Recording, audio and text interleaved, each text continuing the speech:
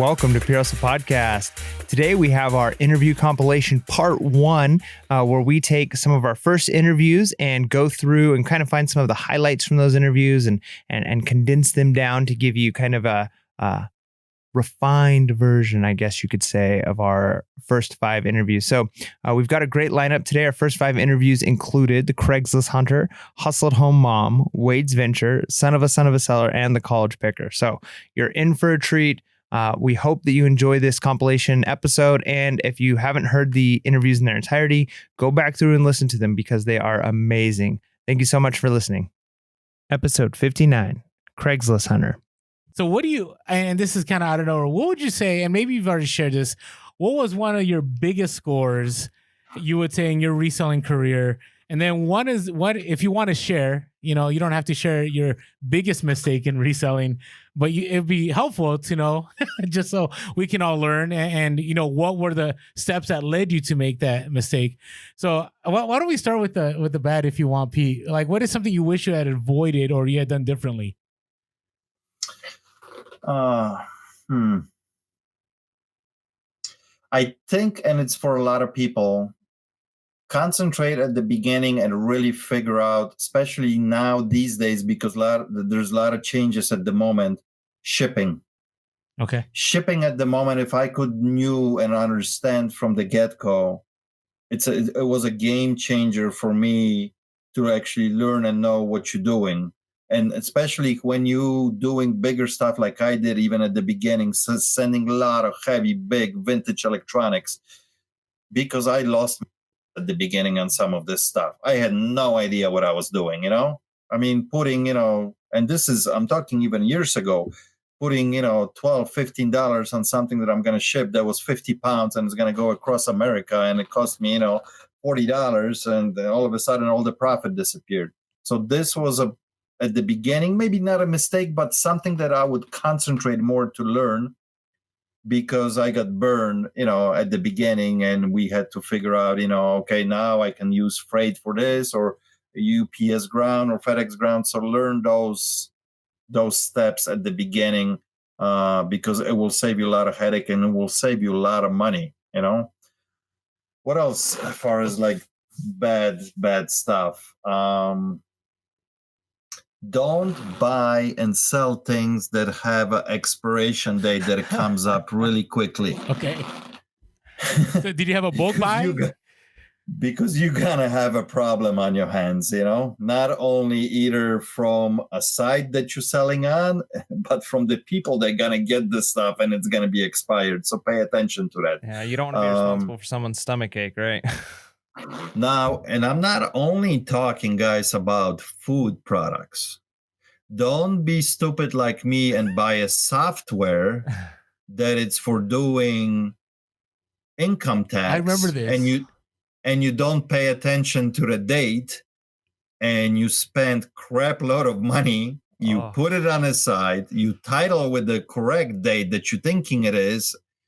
You ship out 200 of them for a few $1,000s, and then every single one of them is a return. Pay attention. Okay, but here's the thing. This is good for all of us to hear, right? Because if Pete can't end up, I mean, that's a big deal, right?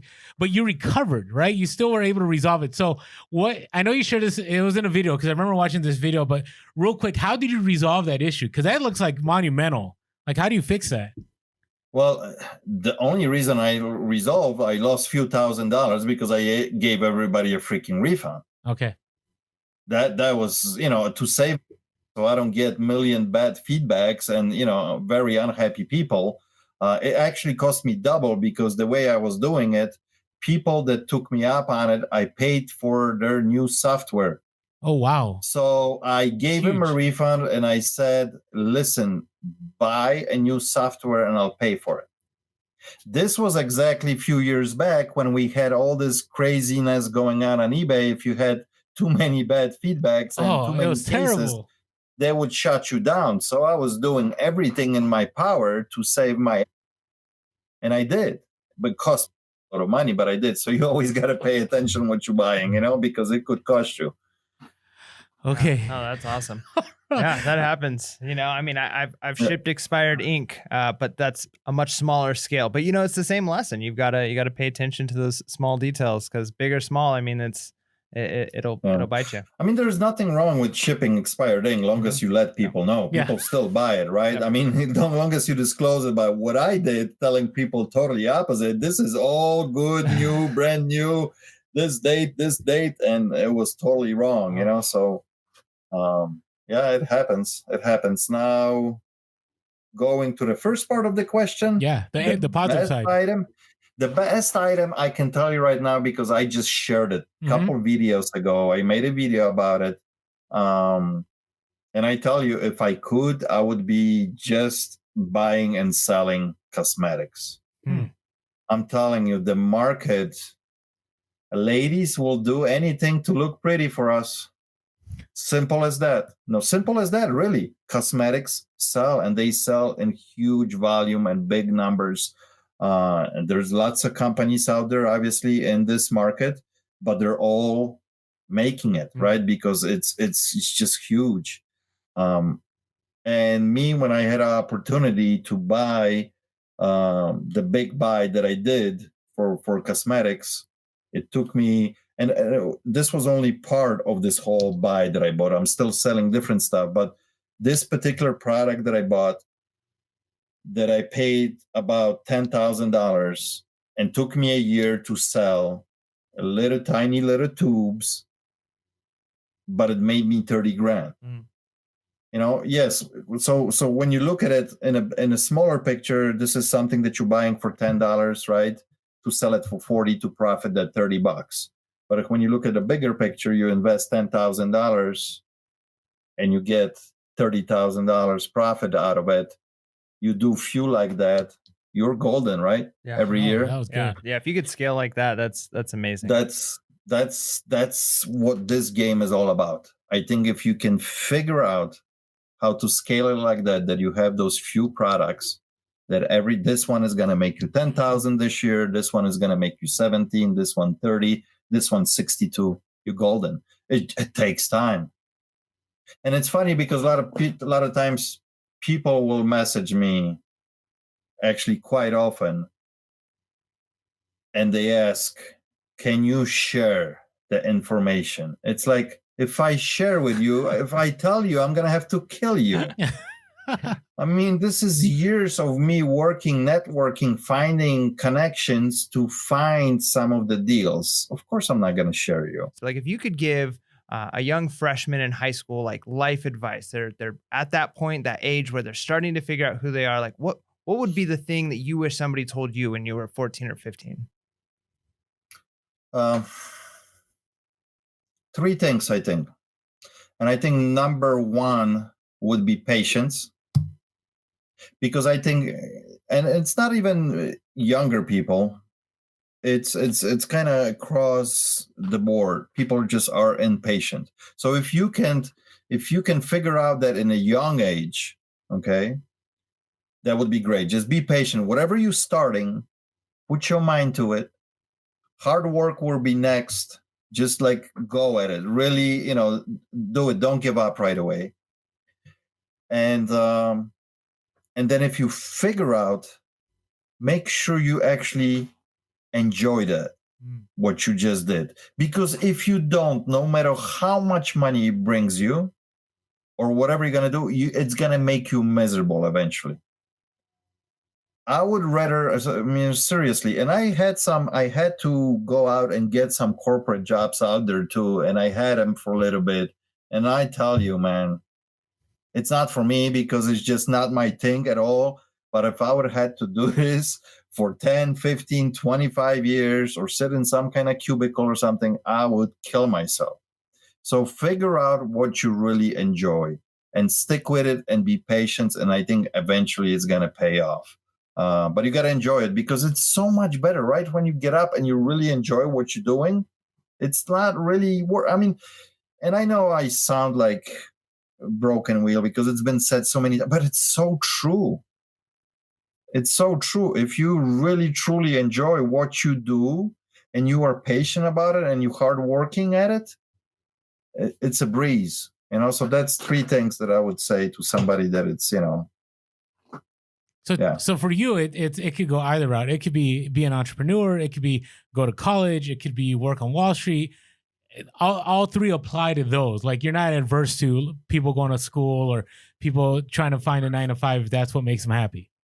Absolutely. I mean, I'm not against school in any way. Although, if you guys know, I'm a dropout.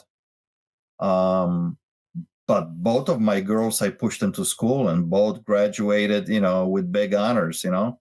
One of them is a doctor, another one soon to maybe be a doctor as well. I pushed them really hard.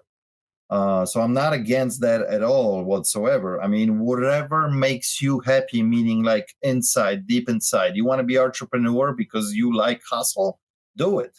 You are creative. You want to be, you want to build things, or, be an engineer. I mean, just whatever really, really honestly makes you happy, and your life is going to be so much more appreciated, and it's so much easier for you. You know how many people are struggle out there right now, even though they make good money, but they get up in the morning and they have to go and do the gig that they hate. They've been in it for 12 years, but they're so locked in it because they have a car payment, they have a mortgage, they have 3 kids, they got this and that. And it's just like they can't get out. They're locked in, So, and it's like, what do you do? So from the get-go, if you can figure that out, your life is going to be so much better, man. I try to ask myself every couple of years that same questions. What's going to happen within the next few years? And it's been 20-some years later, so you kind of always really, really don't know till the end, right? Because it all depends. I mean, something could happen tomorrow and we have no more internet and we are all screwed, right? Basically. And I'm happy that I have my brick and mortar then. But I think one big thing that both of you guys mentioned now, that the ability that this business gives you, a flexibility and that lifestyle, I don't think you can do many other businesses the way you can play this business. Like we said, okay, this week I'm going to work 12 hours. Next week is going to be 68 and the next one 40. But this one I'm taking completely a break because I got to do something and things are still rolling. How many businesses are out there that you can do this like that? I know, you got to get your feet wet and things going. But eventually when you get it going, you can do this like this pretty much all the time. Mm-hmm. If you are doing, I don't know, roofing business, construction business, you step away and things are falling. You step away, you only work 12 hours this week, you're not making any money, period. So it's like, especially if you're playing like 1 or 2 person game, I'm not talking bigger operation. Obviously you can scale a construction business, have employees and offices and, people working for you. But I'm talking about, 1 or 2 people or even 3 people teams, you can really make this happen. So that's what I love so much about this business, Episode 64, Hustle at Home Mom. So Ashley, can I ask you, what is one of your failures that you've learned through? Oh, so many. Where do I even start? I'll say this. This was one of my biggest failures, and I'm proud of it because it changed direction with my business. I used to if I found any margin on Amazon, I used to buy it and sell it. I'm talking even if it's slim. Well, it'll sell fast. I can make that money's money, and any profit's any profit. What's that? Like 30% ROI? Like, are you talking less than that? Even 10%, 10 to 15% for a little bit. And this wasn't for a long time. But once I started to stack up a lot of money, I was like, hey, let's play with the big boys and go buy big bulk things and then send it to Amazon. But then, gosh, when you're doing that game, it's high stakes, and one return blows your profit margin for all the items that you bought. If you're buying a computer for, I don't know, $800, that you're hoping will sell for $1,100. And you're like, well, that's $200.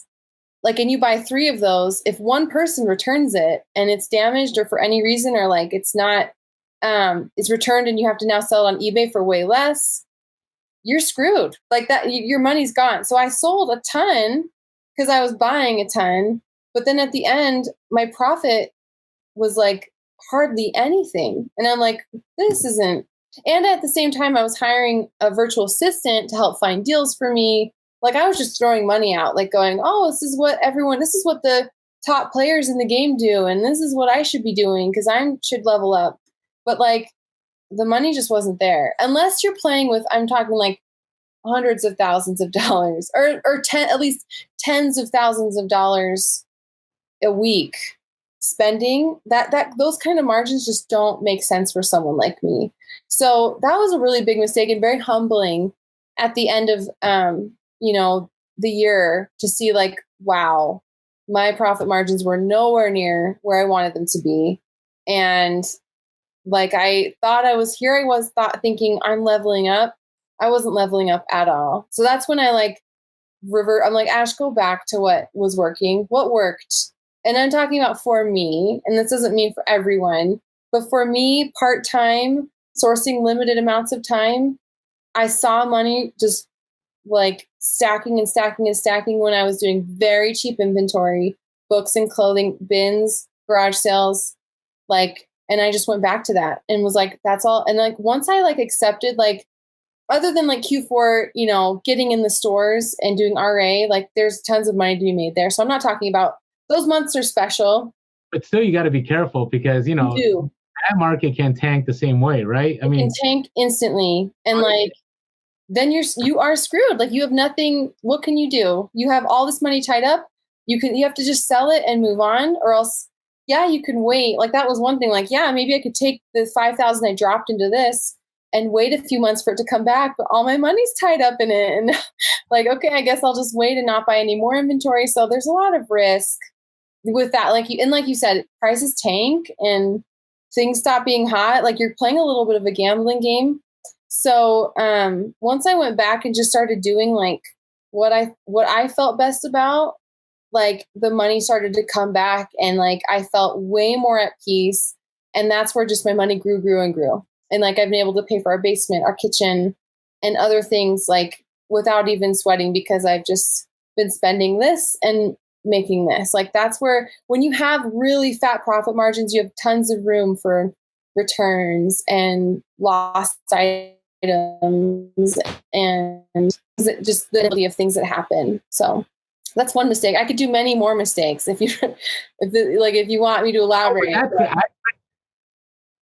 So that was probably one of the best explanations of the dangers of, number one, comparing yourself to others, right? Because, you get on Instagram, you see people are like, I made 30K. I say this all the time. Like people say I made 30K, but what are those margins, right? Did they make really net 2K? I mean, and then on top of that, you have these huge bulk buys on clearance, but so is everybody else. Right. And so, I agree with returns because I've done I talk about Ryan's eggs, right? Like those were like 50, 60 a pop, something like that. Right. And unless you sold them fast, or you did merchant fulfilled, you were maybe at one point in time only making $5 or $10 and it never recovered. Right. So you had to be, I don't know if you picked those up this past Q4, but you had to be careful. I didn't, but I have fingerlings still here. They're still in my office. From that, because I was like, here we go. And they never recovered. And then Amazon restricted me. And then they're worth nothing on eBay. And I was like, cool. Like I just dropped $200 on those. I didn't even go that deep in them. I mean, that's the game you're playing. And like, it's great. But people aren't seeing, like you could show your little flips here and there on Amazon. Like, well, it's hard to explain. You could see carts and carts of stuff and like go, oh my gosh, that's so cool. Look at their numbers. Yeah, 20,000. But like I've seen those numbers in myself and I've seen the profit. And I make more now doing the very simple thrift stuff than I did my biggest Amazon month, except for books. When I was doing books like that, those margins are awesome. But like Q4, my best month, what was my lowest profit month. Wow. So, because of huge. my margins, because of the I get way I it. was buying and my margins. And so, not to say that like other Q4s were, and Q4 can be amazing. You go into a store during Christmas, and if you can like merchant fulfill or send things in really fast, like things that you find they sell instantly, and it's really amazing. But like, yeah, that was a big lesson I learned from Amazon. It's kind of a game. So like you said, don't be intimidated when you see other people posting huge numbers. We don't know what those margins are. And a lot of times they don't ever talk about it. They don't say what it is. They like to just put the number and be like, hey, here's my sales. So it's a dangerous game. Oh, that's really good. So just so you know, Orlando still occasionally is tempted to buy fingerlings. He still believes that they might come back. You don't get this. Well, Don't do it. I wonder how many fingerlings are held on. Like right now, how many resellers have fingerlings in a tote or in a bin somewhere? You know what I mean? Because you've talked about, I know a bunch of other resellers that have them. Like, how much did resellers control that market and help that company? You know what I mean? Like, we just held on to. That's just maybe 50 years from now they'll be worth something. Who knows? I'll wait 50 years. I'll just have that box, put it in the attic. My kids can sell it one day. There you go. Or they make good Christmas gifts and nightmare. Horrible. That's funny. So I got something a little bit away from reselling just for a moment, because just to be honest, I think I've been more motivated to do Amazon from just this conversation than I have been since I've started reselling. Just because awesome. You make it like you're speaking my language and you're talking about like you can still do well with like the smaller, doing books, doing the thrift stuff. You don't have to always go big and necessarily scale up huge. So I've learned so much with that. One thing I'm interested in asking though is, so you worked with kids, you did the counseling. I teach high school English, and so I always try to every year like present a few ideas to kids, some things, some life lessons. So if you had the opportunity to stand in front of a group of high school students and give them some advice for life, like what they should do going forward, some truths that they should take in, what would you tell them? Wow. Is this like just reselling related or life? Life, yeah. Gosh, it's we're getting real here. Because my husband and I have been talking about this and how the choices you make in high school are really powerful. Like you can make choices early that affect the rest of your life. And like, I don't, like at the risk of sounding like really old, like I'm the oldest I would just here, say like, so you're okay. Okay. I just feel like I feel like the choices we start making early become habits later. And like I worked at my family's restaurant. I hated it. I was so shy. I didn't talk to people in high school. Like I could meet someone and be like, they wouldn't know who I am. They would be like, because you were just silent and in the corner and not doing anything. But when my family got the restaurant, they put me out as a waitress. I had to talk to people. And I was forced out of my shell, and like it was so healthy for me. And I started working when I was 14, and we were busy working because we just didn't have any money, and like we were always it was just very chaotic growing up in my home.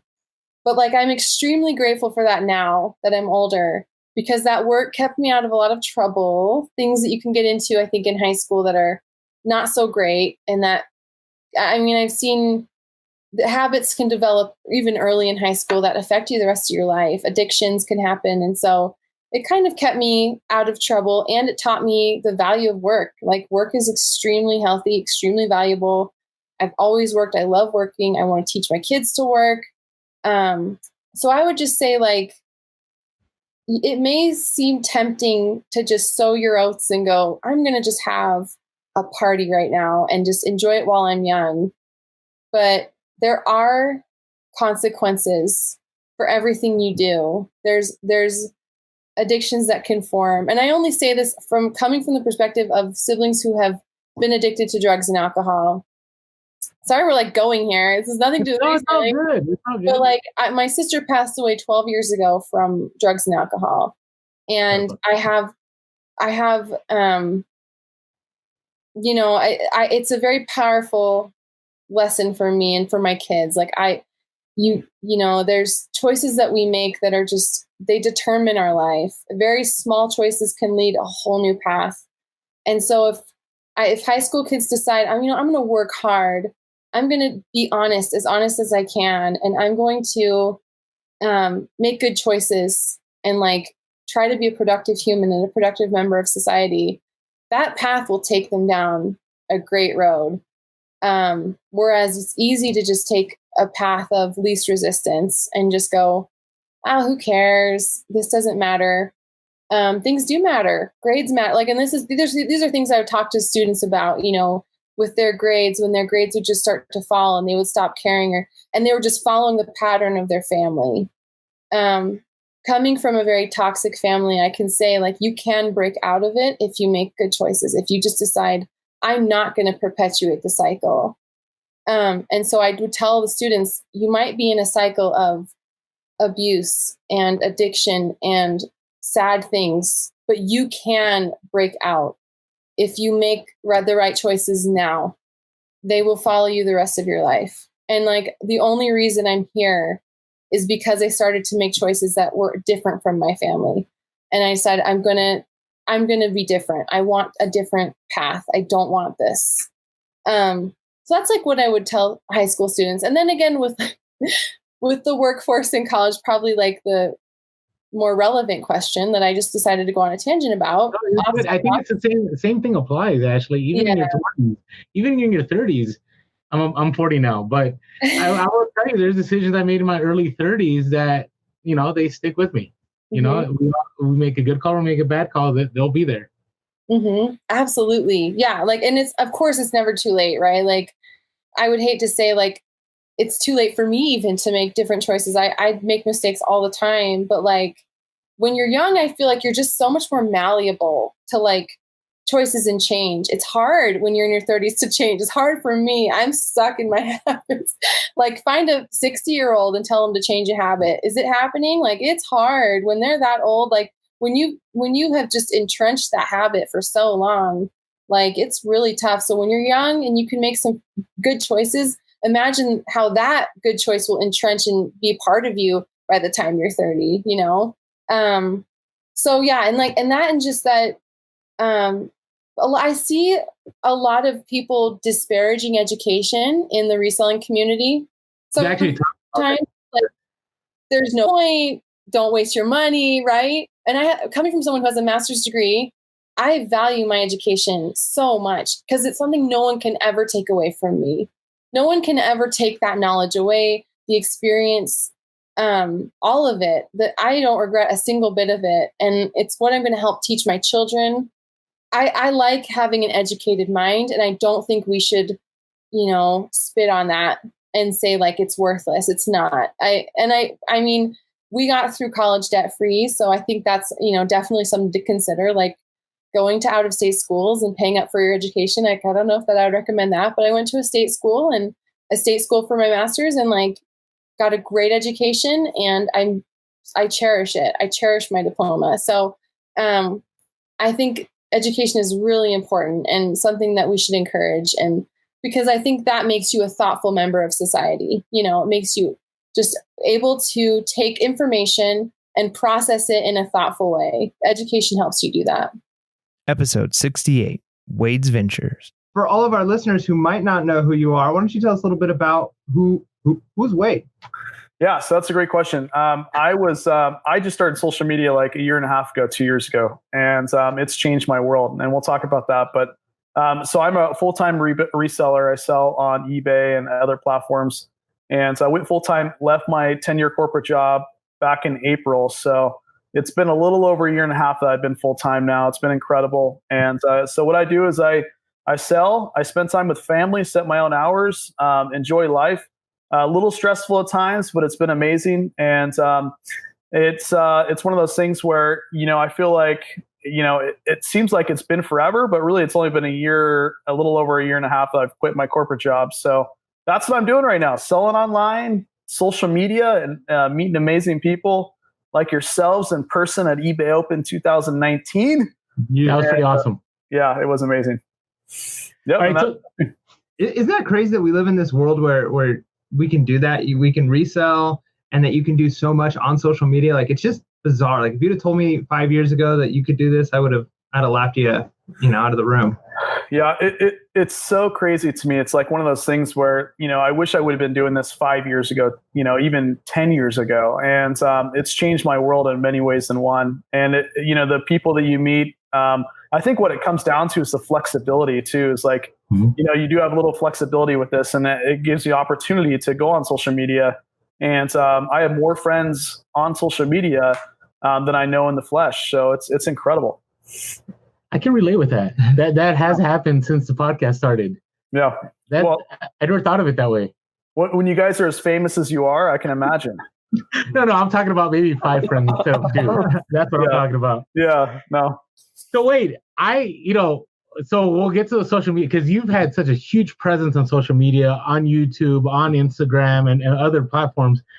But reselling. So I wanted to know, when did you start? Like, was this something that you already had been doing during your corporate job? Mm-hmm. What led you to, leave your corporate job and know that you can do this full time? Share with us that a little bit. Yeah, so I've been reselling for about 6 years now. Local. I've been selling a little bit on eBay for a while as a part-time gig. I've always felt like there's always opportunity to grow in whatever you're doing. And with that, more streams of income for your family and friends. And that's kind of what I did as I started buying storage units. And that was my passion. We'll talk about that. And then I was like, at the point of buying a few storage units, you realize that you have a lot of stuff that you need to sell, because you'll be a hoarder very quickly if it just sticks around. So I bought a lot of storage units, realized, how am I going to get rid of this stuff? And then kind of started on eBay, and the rest is history, but really didn't take it seriously up until about 3 years ago. That's kind of when I took it seriously and really tried to make like an extra source of income. And, but that's kind of the idea. Was I bought all these storage units and then kind of turned to different platforms like eBay primarily to get rid of most of the inventory. Okay. So I have a question. So a lot of people start with, I went to the thrift store and I found something and I flipped and I was hooked. Or I went to a garage sale, or, on Black Friday, I found something. Mm-hmm. So you're saying you went to storage units. So was there an in between, or was it like you woke up one morning and said, after watching Storage Wars, I'm going to go buy a storage unit? Like, how did that happen? I'm a risk taker. Okay. Thank goodness my beautiful wife is more stable. But yeah, so I, like most people, that's great. I did watch Storage Wars. I was intrigued. I was like, man, I want to be a modern day pirate, and I want to get all this gold and this crazy stuff that's in these units. Of course, that's not the reality. By far. But that's how I got into it. I bought my first unit. The worst unit I ever bought to date was that first unit. But then after that, as long as you stick with it for a few units, you're kind of there to stay at that point. A lot of people, they kind of fall off after the first couple. But if you stick with it, you can do some good stuff. And I got some great stuff out of these units. And with that, I realized that I've got to sell some of this to recoup the money that I spent on the storage units. So it's very interesting. It's not like a normal thrift store or thrift haul, and you want to make money that way. It started with a passion to do something that had nothing to do with reselling, and then that kind of was just the next like flow, to starting my journey where I'm at today. So when you first started doing the storage units, was it you're wanting like that one item, that one thing that like you could take to a museum and sell?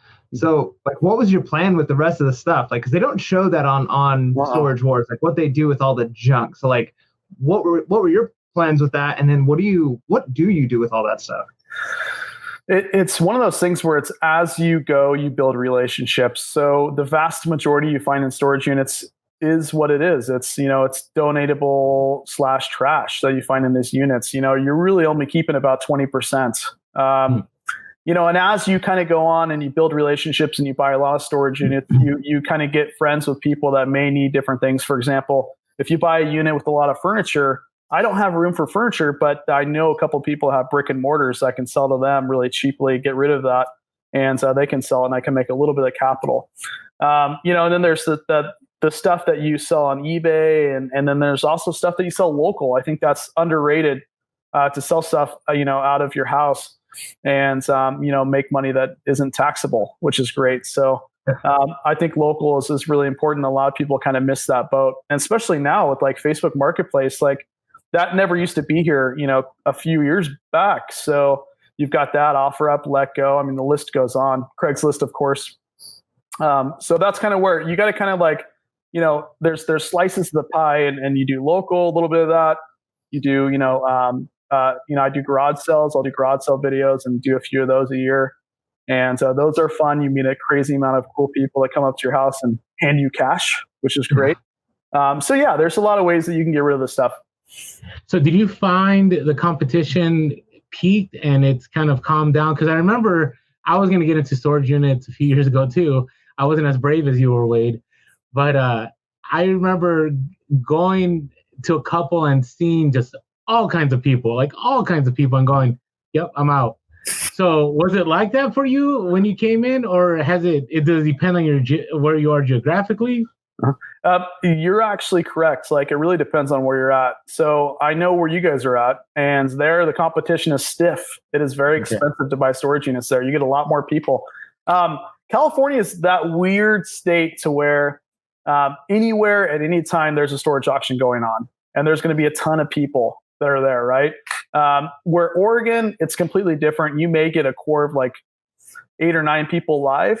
And that's about it. And on a really nice day, maybe a beautiful summer day, maybe up to 15 or 20. But the competition is completely different. It really depends on where you're at. And I think a lot of facilities are actually going online now. So you can literally be at your house eating popcorn and bid on units now, which is fantastic. It kind of saves time. You don't have to waste time going out, to these live auctions and not get any unit. You can kind of pick and choose online and spend your time there. And if you find one great, you can bid right online, like Storage Treasures, Bid 13, Locker Fox, all these websites you can go on and buy them online now. So, and I think they tend to go for more money because more people have time to really sit there and soak it in, where if you go live, things move very quickly and you only have, 30 seconds and then the auction's ending. So it really depends on where you're at. And I encourage everybody, even if you don't want to buy one, if you just want to go and see what it's all about, grab some Starbucks coffee and bring the family, which you can. You don't need any special license,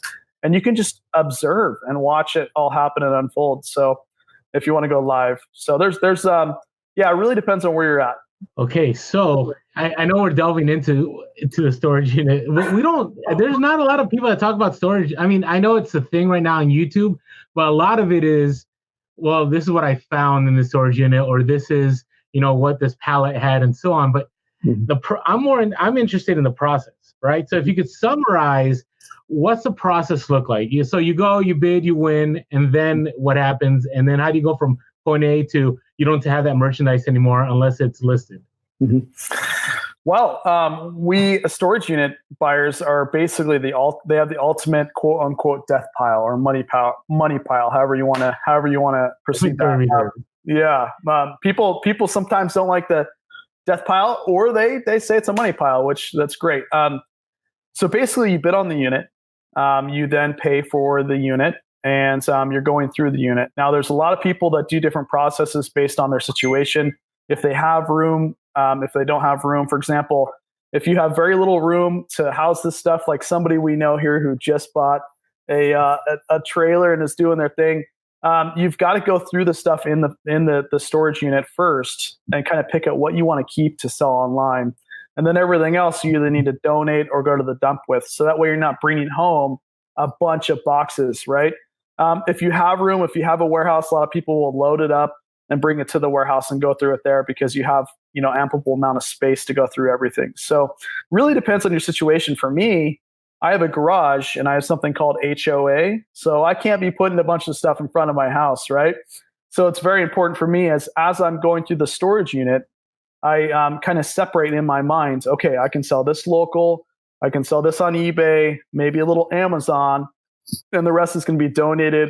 What I really like to do is, in my previous life, in my corporate life, I handled a lot of nonprofits. And I have a list of nonprofits that take certain stuff. And so I'll, instead of, donating to Goodwill, I'll give it to those nonprofits, kids, And, there's all kinds of nonprofits in Oregon that I can donate, toys to and stuff. So yeah, in your mind, you got to go through the unit, find out kind of what your situation is and go from there.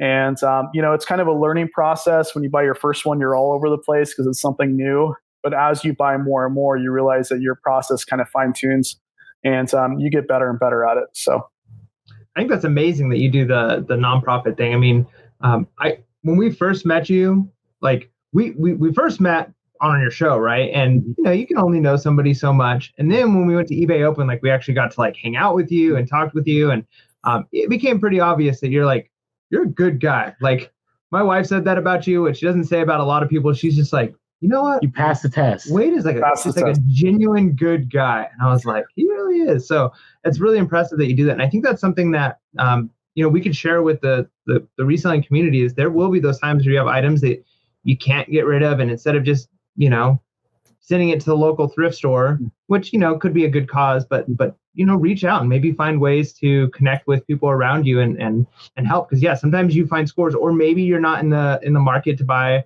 like you said, like a bunch of chairs, but maybe an organization that's looking for that kind of stuff. So you can kind of be that bridge. Yeah. I think it's so underutilized. Is you got to realize nonprofits, they know a lot of people, and they may actually, if you get in good with a nonprofit, I've done sourcing through nonprofits before where they can't take certain stuff, and they'll call me and see if I'm interested because they have so many people that call them to see if they're interested. Right. Wow. So I think it's one of those things where it all boils down to being, creating those relationships where they're over the phone, or they're in person, or they're up through social media, especially if you're full time, because you want to have multiple doors that can open at any time. Because the biggest thing, obviously, is how are you going to source the products that you're going to sell to feed your family and to live, right? And so networking is really key. Nonprofits, they're a revolving door of people that go in and donate, and a lot of that stuff they can't take. But they may know you, and they can call you like they call me and say, hey, we've got this crazy stuff here. Would you be interested, or do you know another nonprofit that can take advantage? So, yeah, that's super awesome. Yeah, that is a great tip. I never would have thought that donating, like you said, and giving to a nonprofit would lead to more sources. I don't think anybody's ever discussed that. That's a new one for me. So thanks, Wade. Going back a little bit to the storage unit. Yeah, we still want to know more. Yeah, we want to know more, but I'm interested because I just can't get the storage thing out of my mind. Because for me, it's the same thing. Like when I remember watching Storage Wars, and it's like you live almost vicariously through those people, right? Like it's when they get the big find, you get the big find with them, right? You're like watching and you're like, oh my gosh, I can't believe they got that. Or like when they fail really hard, you feel so terrible for them. So like, what were some of like your really, like what's your best find? And then like maybe share that very first one that you got that was just like terrible. Yeah, so I my best storage unit, regrettably, was not on YouTube. I've done hundreds of storage units before I started YouTube because I didn't put two to two together because I didn't watch a lot of YouTube content. So when you're doing it, you just didn't think about it. But it was an ex Nike director. He worked for Nike, and he worked in the 80s and 90s for Nike, and he had two units. I paid $700 for both combined. And it was boxes and boxes of blue tag and red. Wow. I think I remember this, but keep telling us. Yeah. It was incredible. I don't know. It was there was only 8 people there that day. And I, just got lucky. And so there was it was very weird. There was a bunch of food. And typically when you see like cans of food and stuff, you kind of stay away from those units. But I did see I saw boxes that had business writing on it, right? And typically that's a great sign. It's a business that goes out of business because it's not just people, it's businesses that go out of business too. So I thought, well, it'd be interesting. Let's try this. Another thing too is I did Google the name because it's public knowledge who's using. And before we go any further, it is sad when people lose storage units, guys. It's sad, but there's many reasons why they lose storage units. They could have passed away. Of course, there's the bill that they didn't pay. They could have got incarcerated. A lot of times they move to different states. And what happens when you move to a different state? You change your phone number and your address and they can't get a hold of you, right? So there's a lot of ways that you can lose storage units. But yeah, so I've got this guy's unit and it, was a massive unit, bunch of food and some boxes. And those boxes were full and they were all brand new, sealed. And I still have about 600 or 700 items on my eBay store now from that locker. So you've already made your money back and more though.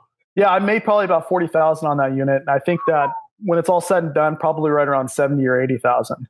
Wow, so, that is incredible. Yeah. That should be on Storage Wars. Like, I get it. Yeah. Like, yeah, I went through the same thing. I mean, before we did the podcast, I had my biggest scores, and now that we're doing the podcast, I'm like, where are those big scores again? Right? What happened? Yeah, it's it's one of those things too. Like, it was just a random day. I was in the right spot at the right time, and it was in a facility that wasn't great, and not even in a great area. So it goes to show that sometimes when you're not looking for something, that's when it happens, and you just got to be ready when it does. Wow. All right. So what was it? What's another one? I want to hear more. So, oh my gosh. I've got some pretty gnarly ones. We're here to listen. Yeah, we're here. So I've got, my first unit that I ever bought was the worst one. It was just a boring storage unit. It had no value in it. It was all scrap metal and, power tools that weren't even working. I don't know what happened. When you're a new storage unit buyer, you realize your hand just kind of sticks up and it never goes down because you're so anxious to buy one and actually say that you bought a storage unit. Patience is key, and that's one of the things I struggled with early on. But one of my worst ones was this one that I thought had a bunch of 70s and 80s stuff in it. It was all, looking back at it, it was a great unit before I went into it. Like, it had like old boxes and a lot of dust, and everything was like that. The boxes were, old, and the sides were crinkling over, but they were still stacked nicely. And then we got into the unit. It was all food, nasty food in these boxes. There was rats in there. There was feces everywhere from those. It was a very gnarly unit. And my mom was in there. She was gagging and having a hard time with it. It was we're staying PG here. And I think that it was just, I've had some pretty crazy units, and that was one of them. I don't even think we salvaged a box of stuff in there. Oh. And it was a massive unit. It was terrible. It was an outdoor unit, of course. So yeah, but they're not all gold, guys. Sometimes when you buy them, you just don't know. It is a gamble, right? But it's a fun modern day treasure hunt gamble for me, at least. If you had the opportunity to like tell somebody, it could be young person, older person, but whoever, to tell somebody some life lessons, something like it, maybe like one thing, like this one piece of advice, like follow this and this will change your life. What do you think that would be? Wow, it's hard to do just one. You got some loaded questions, Mike. Wow, that was a great question. And everybody that's listening, think of that yourself. Like, what would you do too? There's like three things that I would have done actually. And the funny thing is when you're young, and you get this question, or you get people that are helping you out, you never take it to heart because you feel like you're going to live forever. And I realize how much fast time is flying. I think the one thing that held me back when I was younger, and even now to this day, is patience. And like understanding that like you may want to go somewhere, but you're not going to get there overnight. It takes time, right? And patience is a big thing. Also, like when you fall down, you got to get yourself back up. And so I think that's, a lot of times when you fall down, you kind of hold up a hand and you're waiting for somebody to pull you up. And I want to teach my kids, like when you fall down, brush yourself off and get yourself up, And, but yeah, patience is one thing that I think was for me was something that I struggled with early on. I wanted to get somewhere really quick. And by doing that, you miss a lot of like paths to get there the right way, not just the quick way. So patience would be the big thing. And then when you realize that I think we're taught like that failure is not good. And for me, I actually think that that's actually not the correct way of thinking is, you're going to fail many times. And with that, it's tuition, it's learning from that. And then, diverting to a different direction and trying something new is really important. So I'm okay with failure. Like I know I'm going to fail. I have tremendously in different areas. I've done a couple businesses that didn't work out, a couple ideas that didn't work out. And so you just got to continue on and live life and realize that that's going to be a part of it. So for my kids, I want them to know like, it's okay to fail. You just got to learn from that. And that's the most important thing, is learn from that mistake and kind of move forward. Easier said than done. Episode 72, Son of a Seller. What's up, guys? My name is Brad. You might know me from Instagram as Son of a Seller. I'm a full-time reseller. Been doing it been reselling since 1994. Been reselling full-time since 2008. And I live in an RV and I just travel the country doing this thing. Wow, 1994. I didn't think you went that far back. Yeah, well, that was when I set up at my first card show. That's what started this whole thing, was baseball cards, and I had my first booth when I was 10. So technically, that's when this whole thing started, the reselling. Oh wow. Okay, so before we get further, let's share real quick. So on Instagram, you're son of a seller. Yeah. You also have a website that you sell on? I do. That's sonofaseller.com. Okay, that's pretty easy. Okay. Yeah. And you sell on Instagram too. Yeah, I'll put stuff on my story. Sometimes doing this out of an RV, it's 34 feet long. So my space is limited and I haven't yet adjusted my buying habits to the space I'm operating in. So sometimes I'll just buy way more t-shirts than I can do anything with. And you'll check my story and you'll be like, whoa, he's selling 200 t-shirts right now. That's crazy. So it's just, I never know. Sometimes I'll go a week without selling anything, and then you never know. That's super awesome. Now, the name Son of a Seller, where does that come from? Because when I was looking you up, kind of trying to figure some about you, because I've watched some of your Instagrams. Man, you're a funny guy. I want to talk about some of the funny things you do. But something else kept coming up, like a song of Son of a Sailor, right? Is it exactly connected to that? Yeah. It's a Jimmy Buffett song, and I was raised on Jimmy Buffett's music by my parents, and it's I'm also a third generation reseller. My grandpa was a reseller, my dad was a reseller, I'm a reseller, and so actually I am a son of a seller. And it came to me one day, and I was like, well, that kind of just has to be it. It's hard to say out loud if people have never heard the song, but the ones that get it, so it works for me. Yeah, no, that's awesome. It's a super great name, and it's crazy that it's like legitimate. So not only does it connect to a song, right, but like you're actually a third generation reseller, and I don't know if there's a lot of people who can say that, right? Yeah. Well, there weren't really. I mean, my grandpa and dad would never have known the term reseller. My grandpa was a traveling salesman, and he would just stop at every country flea market he could find, and he actually had one leg. And he had a little rascal scooter that he had rigged up a wooden ramp to come out of his Astro van. And he would tool around the flea markets, find something, and then go along to the next flea market and flip that item. Wow. And that's, that was his side hustle. And dad had flea market booths in Little Rock where I grew up. He did more. He would buy freight damaged furniture and rebuild it and sell it in his flea market. So they were different types of resellers, but, reseller all the same. Yeah, no, for sure. And so when you were like growing up and you saw this, was it something that you were like, this is what I want to do? Like, I enjoy this. I see what they're doing and I love it. Honestly, it's kind of funny. Like my grandpa was just insistent that I collect something from birth, basically. So there were, I got a train set when I was born, and then it was coins and stamps. And in 1991, my dad and I were at Sam's, and I was like, I want some baseball cards. And, he was like, well, let's just try this. You got to collect something. Your grandpa's just going to keep sending stuff. So we got baseball. So he bought me some cards, and it just kind of started there. And I lost my train of thought, guys. Sorry. That's good. We were asking you, did you find it to be something vital, like something you really wanted to do because you had seen your grandfather and your father do it? Yeah. So basically, I had hated estate sales, which my dad dragged me to my entire life. But when he bought me that box of baseball cards, everything changed.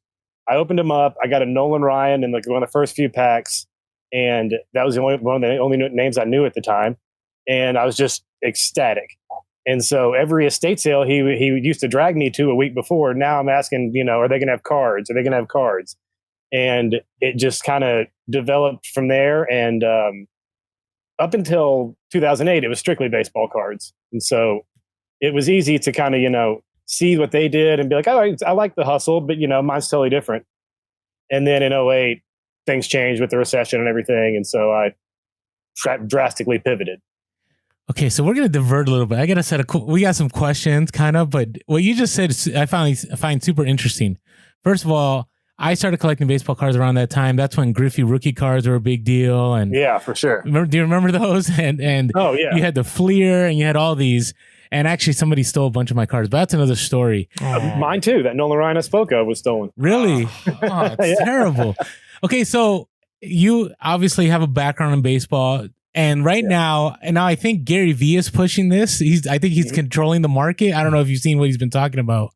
Yeah. But he's very big on cards. Now, what are your thoughts on that? I mean, you came from knowing all cards, and now you might be hearing this. Where do you land on that? Man, cards are right now, yes, the market is hot, and I think it's trending in a upward direction. And I don't see an end in sight really. So Gary Vee is I'm totally on board with him with that. It's just, you got to be careful. I mean, Andrew Luck retiring this past weekend is the perfect example. I know some people that are really good at this, that are really smart guys, and they just had a lot of money tied up in Luck rookies, and the bottom just fell out, with no warning. And I mean, you hate to see it, but it just happens. And so the future is bright, and you can definitely make a lot of money going forward. But you just got to be cautious because, it doesn't always end well. I mean, for every, Zion, hopefully, let's say someone established like LeBron, there's also a Darko or, someone who just was a total flop. And, you can hit big and you can also lose your rear end. So I like cards. It's one of my passions, but you've got to be careful and you got to know what you're doing. So when it comes to selling cards like that, what do people typically do? Are they buying boxes of unopened like packs and they're like just filtering through and hoping to find like the great ones, or are they? Well, in this day and age, it's honestly cost prohibitive to actually buy your own full box of cards anymore. Back in the day, in the 90s, the top end of a box of cards would cost you maybe $130, $140. Really premium stuff, maybe $200.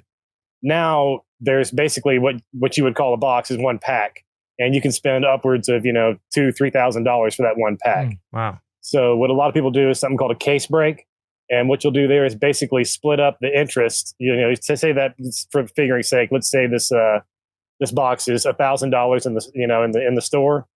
A case breaker will take that box and split the interest up amongst say all 30 teams in the league, and then divide that cost of the case 30 ways. And so I would buy the Chicago Bulls, and I would get every Chicago Bull card that came out of that box, case, whatever we're opening. But if there are none, you got nothing. Oof. So but that's, if you want to, when you see these people post about, there's already Zion cards that are selling in the thousands, and there's some that by the end of this year that'll be in the tens, if not, maybe over $100,000. Wow. So you've had plenty of hauls. You had I remember one time you had the Star Wars toys, you had ET toys, you've had all kinds of stuff. Now you have stories on your Instagram, one time where I can tell why you're not happy with auction houses. You had a Babe Ruth card that didn't go. I don't mean to bring up bad items, or you had a basketball that you sold.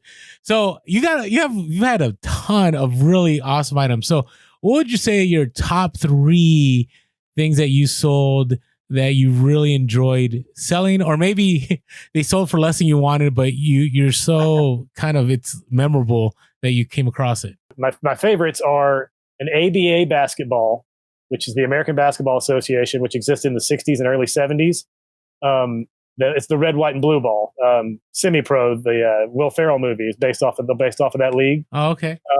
So the league wasn't around very long, and the ball is iconic. People collect it, whether it be a gamer or just a replica rubber one from a driveway.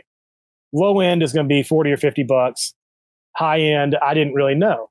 I'm at a Goodwill in Little Rock, and I see one deflated in the bottom of the bin of balls and sports equipment. And I pull it out.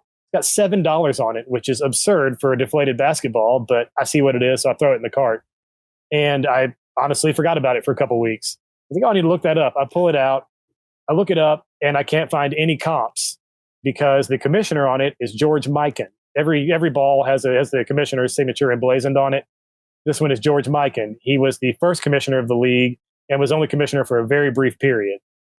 And this is a leather ball. It's a game ball. And so it turns out it's probably one of 10 or so known to exist. Wow. And so I just pop it on eBay for 99 cents and let it go. Wow. It sold for, I think, $2,700. Whoa. Nice. And it's one of those, it's probably my favorite sports find ever.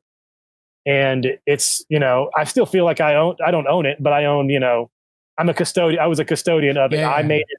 I got it to the display case where it's sitting right now, where someone treasures that thing. You're a piece of that history. Yeah. And so, like that would be one item. Another would be, honestly, the Ruth autograph that I just got. I just found it in, I guess that was February, and I paid up. I paid quite a bit for it, but it was at an estate sale. It was a seller that I trust a lot. And he told me that that his team pulled it straight out of a trunk, and that it the provenance was there. It made sense to me. So I paid quite a bit for it. But, as someone who'd been in sports memorabilia my whole life, the Ruth autograph is, that's on your Mount Rushmore. It's your holy grail. It's a holy grail, yeah. What was it on? It was on a World Series program, but not from a year the Yankees played in the World Series. Huh. So it was a 1931 World Series, Cardinals Athletics.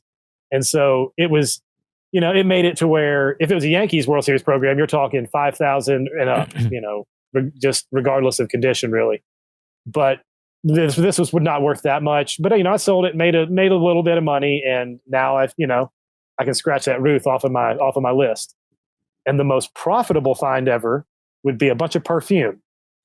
I can't say the name of the online retailer, but there is one that sells high-end, just high-end stuff, all kinds of stuff. And they have men's, women's, everything. And I don't know if they still do it, but they used to do a pop-up outlet store. And they did it in Louisville, Kentucky. And if you can figure this out pretty easily, from based on what I'm telling you, I'm going to make you work for it, though. And so they had their big warehouse was just outside of Louisville. So they would bring their overstock and their returns and do a 1-month pop-up in a huge retail store, like say a closed down Circuit City or something. And I walk in, and you never know what it's going to be. I mean, it can be, a cart full of $5,000 dresses. It can be, a bunch of earplugs. You just never know. And so I walk in one day, and every day is, just a matter of buy it, take it home, put it on eBay, just sell it instantly and repeat the process. And the previous day had been Oakley ski goggles at $5 a pair, new in box. And I think I bought like 40 something pair and sold all of them that night. So I walk in with my hefty, my little pile of cash, and I'm excited. And there's this perfume that is no bigger than this little bitty bottle. It weighs, I think, 1/8 of an ounce. Wow. I'm like, I pick up the little box, and they have hundreds of boxes of them. So I pick it up and I scan it with my Amazon app. And the lowest price on Amazon was $42. So I go to eBay. I'm like, okay, let's check this. Lowest price on eBay is like $35. And then I look at the price and realize they're $3 a box. Wow. Oh, wow. And so this place didn't allow shopping carts or anything like that. And so I found just a cardboard shipping box they had under a table, and literally just start supermarket sweeping these things into my box. I love your references. You said Circuit City and supermarket sweep in a paragraph. And unless you grew up in the 90s, do you know what Circuit City is? I know what Circuit Okay, City do you know what is. supermarket sweep is? No. Okay. So it's a game show where people would run through a grocery store and try to see how much they can get in a cart and their value. Anyways, I love Brad's references. And by the way, I was watching it not 20 minutes before we started this. It's on Antenna TV for 2 hours every day. It's fantastic. Nice. And so I just, am just loading them in there fast as I can. And obviously a frenzy ensues. And when it was all said and done, I think I had 338 bottles of it. Wow. And I sold out in under a month. And it was over 10,000 in sales. Wow. And so that was the biggest, because my buy cost on it was right at 1,000. And that was my most profitable ever, but that's not nearly as exciting as, Ruth autograph, ABA ball. But so I know you've been transparent about organization, and you've been transparent about bad buys and everything, but hard to hide it. No, I get that. And we all have our downfalls. So talk to me about, you do some things really well. And we always want to ask people, like, what are their best practice? So if you could, get it down to 3, what are some 3 things that you think would help others know, like, this is something you should be doing, whether it's new or an experienced seller? I mean, my first thing that I tell people is you just have to put the time in. I've been fortunate enough to be on my own and able to, if I want to go to Goodwill for 8 hours straight, that's exactly what I'll do. And there's a lot, people have families and other circumstances, and you can't just expect to walk into Goodwill, take a lap through, find this shirt, go home and sell it for $90. That's just not how it works. And so that's the first thing I tell people is you got to put the time in. You've got to wake up at 5 a.m. on Saturdays and go to yard sales. And you've got to just put the effort out there and it will come back to you. And you got to be patient. I sit here and scream at the computer every day, telling people to pay me, but the reality is that you can't make it to where you're relying on that. There's items awaiting payment that you've got to get that payment or you are screwed. You've got to be able to do this where it's not all or nothing. It's not do or die. And so that's why, when people say I'm going to start reselling, I'll quit my job tomorrow, that makes my skin crawl because you need to, baby steps. You need to learn the ropes. You need to learn your lessons, take your lumps. And eventually it'll all, it'll all make sense. To me, it's hard when people say, what do you look for in Goodwill? It's like, or what do you do when you get to a thrift store? It's so hard because the first thing I do is I just take a lap around without, breaking stride really, just looking for the obvious for things that anyone would know to grab. And so it's, you can't really teach that without just repetition. And so that's really the main advice I give people is you got to put the time in and you got to be, don't keep your expectations too high. And you don't have to put a bunch of money into this to get started. You can start off reasonably. There's no need to sink in a huge investment. So if you just keep your expectations low, keep your, investment low and just take your time, it can and will work out. So patience, definitely. Yeah, it's really all it is. It's patience. Okay. I mean, just patience and the ability to know that, that you have to be able to look at yourself and know when you've screwed up. Like I said about cutting bait on stuff that you just donate, you got to be able to look at your stuff realistically. I'm a huge Kentucky basketball fan. I put a higher value on Kentucky stuff when I look at it, but I have to know when I sell that on the internet that that's not a factor. It's something that I have to be realistic of what this item's actually worth, or I'm never going to get it. And so, it's just being practical and stuff like that. Really simple. I wish I, had enough to teach a course on, but it's really, my advice on eBay and reselling is pretty simple. Patience and being practical. But it's so valid because, especially when you're new, you see other people on Instagram and you see people on YouTube and you definitely want to be there, but a lot of those people have been doing that for a long time. We're talking about you've been reselling since the early 90s. This took time. So totally get it. Yeah, no, it's definitely one of those things that it just takes time. That's it.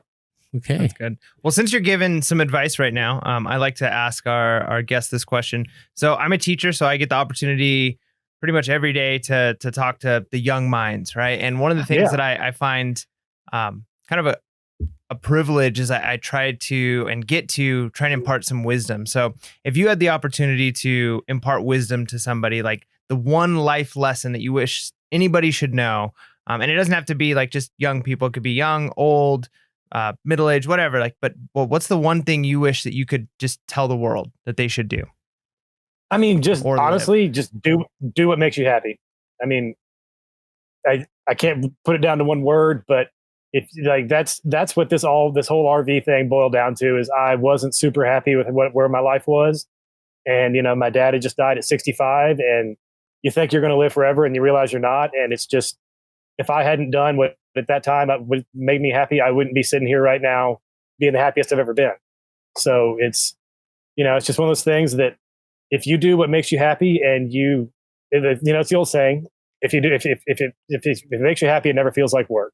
Mm-hmm. And that's really, this never feels like a job. If I'm in a dumpster or if I'm scanning every CD in Goodwill, I'm just as happy. So that's awesome. That's good to hear. That's just a constant theme we hear. I feel like a lot of individuals that go to full-time reselling, it's not just the reselling, but it's the fact that now they get to enjoy what they do. They didn't have to wait till they're 60 or they're 70. They can travel now. They can have the time freedom, whether with their family or their girlfriend or their spouse, whatever it is. So that's so good to hear. Episode 76, The College Picker. Well, thanks for having me on the podcast. My name is Eric. Most people in the resale space know me as CP or the College Picker, because that's kind of when I started reselling, was when I was in college. That was 7 years ago. Well, 7 years ago was not when you started college, it's when you started doing YouTube? I want to say it was like 2012 or 2011, something like that. Okay. Wow. Maybe 7 years ago. I don't know. All right. So if you're brand new and listening, all right. So the College Picker on Instagram, the College Picker on YouTube. Are you anywhere else, Eric? That's the two platforms that I use. Okay. I'm on Twitter, but I just have the handle. I don't use it. I get it. So tell me about, I did watch your video yesterday from 2013 or something like that. It was back in the day. You had like headphones on. Do you remember that video? Is it like the first one that I ever posted? Yeah, the very first one. Yeah. So I filmed it on like a webcam that's exactly like this. It was just a Logitech C910 or a C920, something like that. And just because it was a little bit better than the webcam that was on the computer, I had used that. I think my roommate had one, and the audio was better because it was stereo instead of, I don't know, the bad stuff that's integrated on the computers. But yeah, I filmed it with like the exact setup that I have right now. Yeah, but it's a little updated, just a little bit. Yeah. Yeah, it's bad. And I'm in a room where I lived with like a bunch of dudes, and it was like really messy, and we weren't very clean. It was just a bunch of college kids. It was awesome though. So tell us a little bit why you started reselling and when did you start? Because I remember on that video watching the eBay pages, and they look pretty antiquated. So how long have you been reselling for? I actually I would say 2007 actually. Okay. Would probably be where I would say the root of it actually starting was in 2007. And that's when me and my roommates in undergraduate decided to go get our motorcycle licenses because parking was so expensive to get parking permits for cars on campus. And it was so hard to get a space.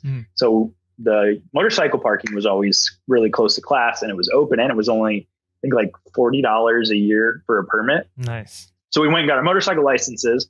I bought a bike off of Craigslist for, I want to say $1,000 or maybe $900. I put a little money into it, about $200, fixed it up, rode it for a couple of months, and I sold it for about a $200 or $300 profit, selling it back on a Craigslist. So I was like, well, how did this work? How did I buy something for this much and then sell it for this much? And we really got into motorcycles at the time, which is kind of weird because usually you start small, not with something so big. Yeah, that's kind of crazy because normally, you think of people who start reselling and it's typically smaller things, going into thrift stores or garage sales or things like that. And then I've always looked at the people who do like car flips or motor vehicle flips as being like high level. Yeah.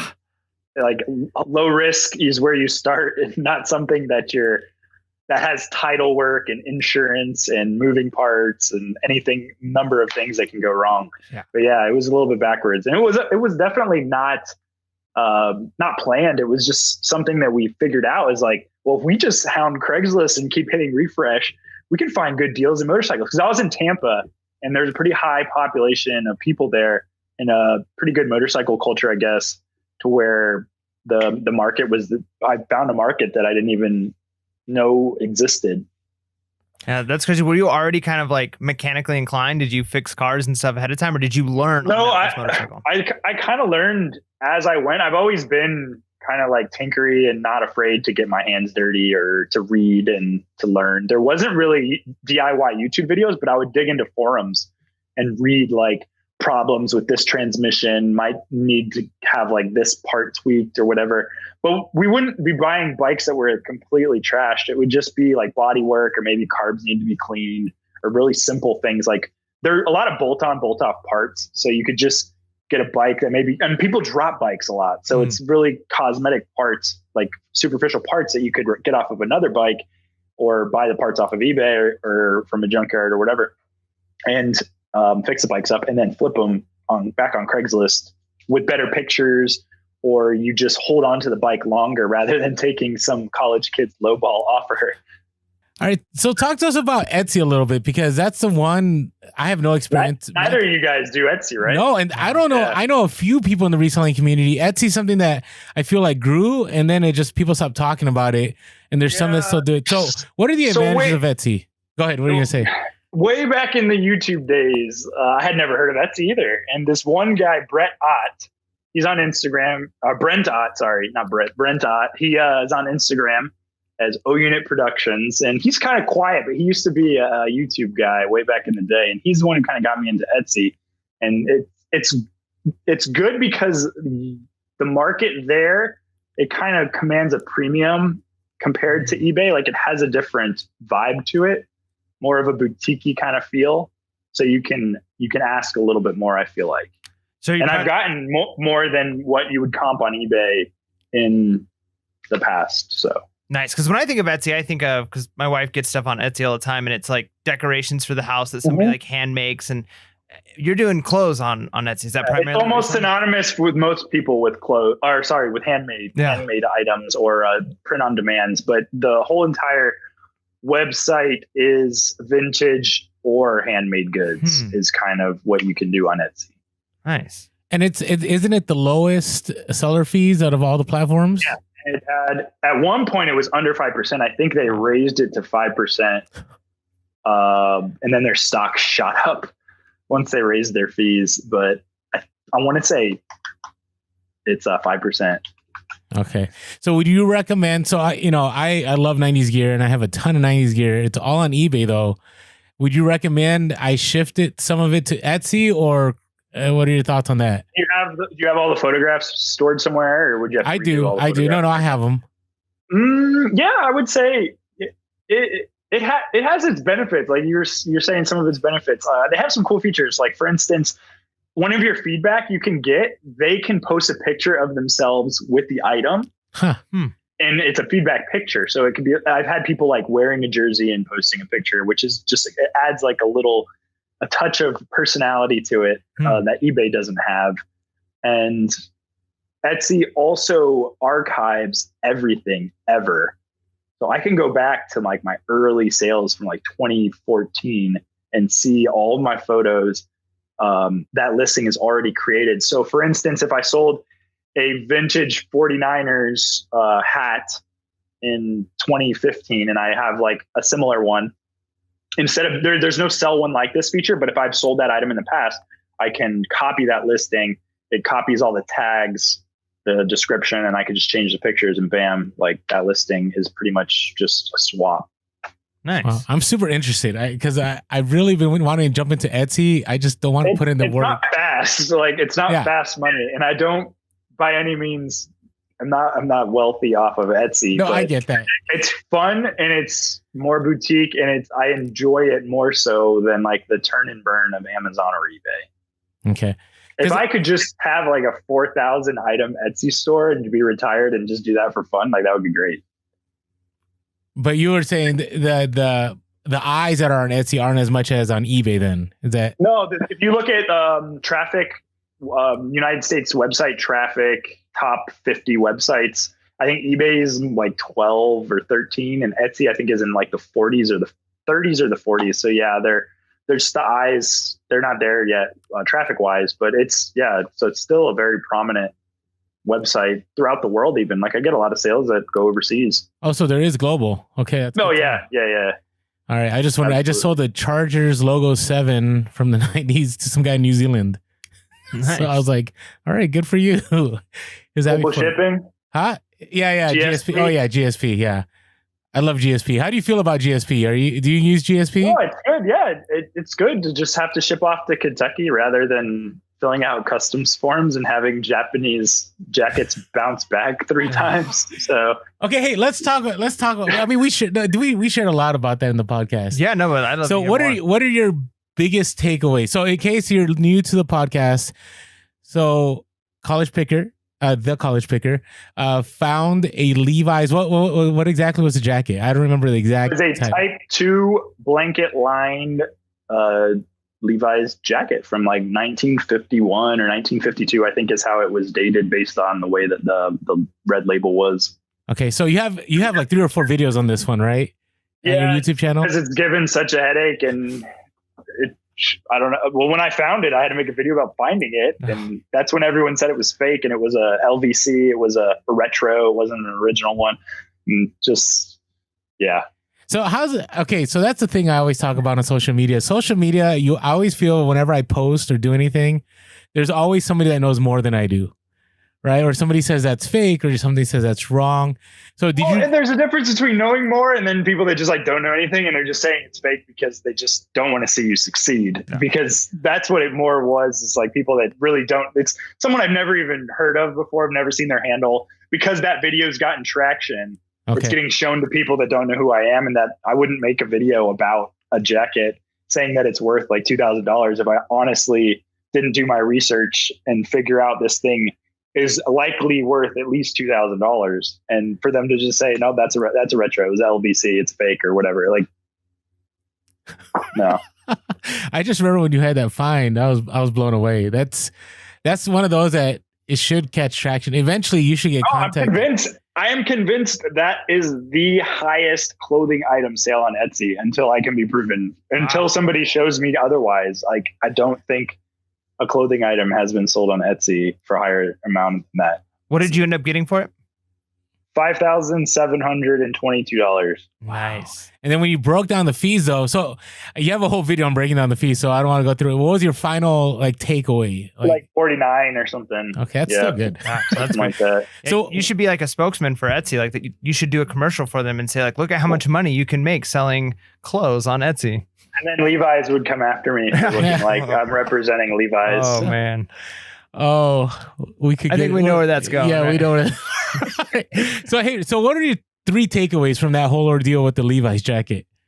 Don't take well, everyone should know this. If you can hold out on the first offer, like you don't need the money right now to pay rent or buy groceries for your family.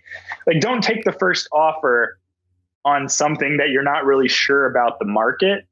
Especially if you have it listed high and you get a DM or a personal message on eBay saying like, hey, will you consider like taking $3,000 instead of $5,000?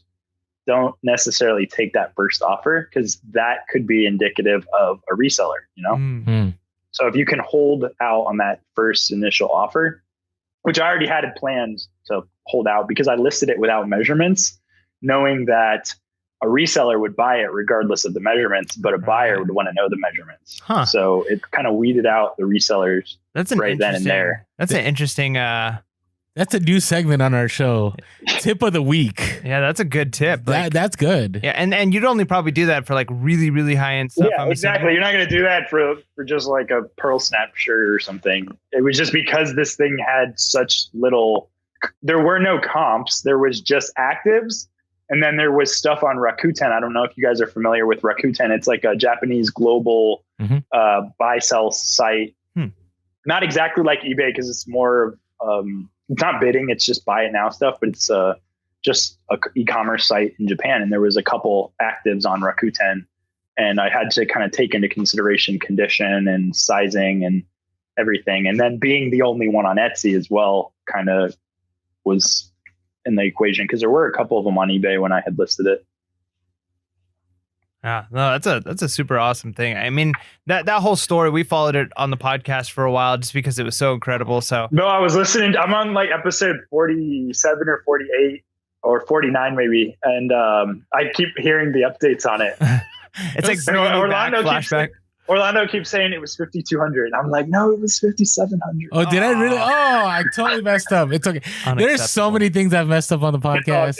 It's all good. So, all right. So, talk to us real quick. Shipping. All right. So, what best practice for shipping when it's an expensive item like that going overseas?